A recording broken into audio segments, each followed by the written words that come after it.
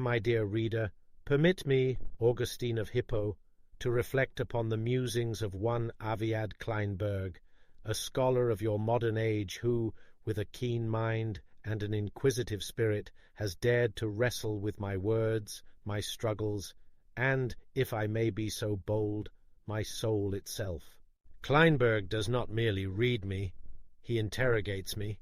He does not take my confessions at face value, but rather peels back their layers, as one might strip away the bark of a tree to find the age rings hidden beneath. He understands that I, Augustine, have never been a simple man.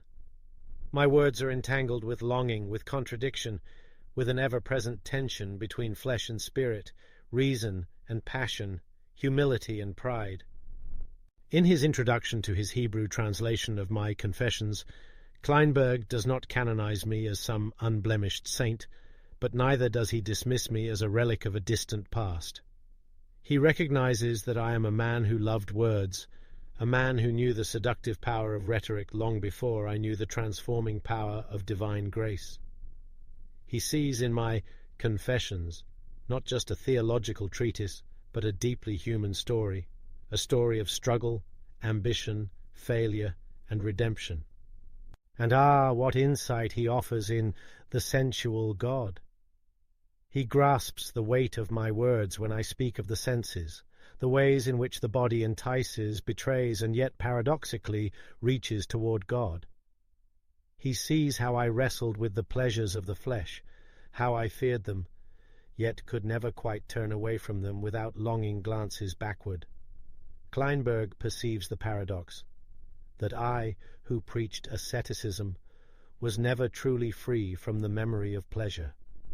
He understands that for me, faith was not merely an intellectual assent, but an emotional and bodily struggle. Nor does he neglect my role in the great tapestry of Christian history. In Flesh-Made Word, he considers how my story, and the stories of saints who followed, shaped the imagination of the faithful for centuries. He sees that in my writings, in my city of God, I laid foundations that others would build upon, for better or for worse. Would that I could sit with him in a garden, as I once did with my dear friend Alypius, and converse about these matters face to face. But alas, time is the river that carries all men forward, and I am now but a voice echoing in the pages of history. Yet, as long as minds such as Kleinberg's wrestle with my thoughts, I am not truly silent.